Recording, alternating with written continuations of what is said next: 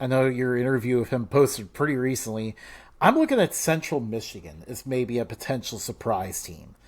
I really like Matt Drinkall as a coach, and I think a lot of what we saw go wrong with Central Michigan the last couple of years, I don't know why it was, but they just became really disorganized, and Hmm. they were second worst in the nation in turnover margin last year. You're going from that situation to a former Army offensive line coach.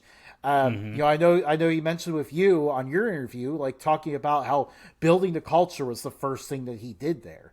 So I think at a minimum, you're looking at a team that's going to hit a lot of gains just by simply not beating themselves. Well, I think too that's where it gets fun for Central Michigan. Matthew Drinkle is very, very clearly going to demand excellence.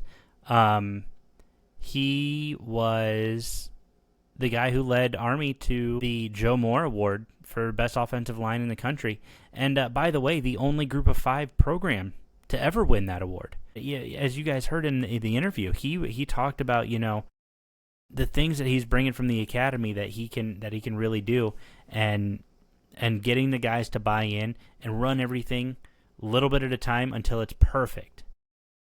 And I think you're going to see a very simple Central Michigan team, but you're going to see everything executed as perfectly as possible.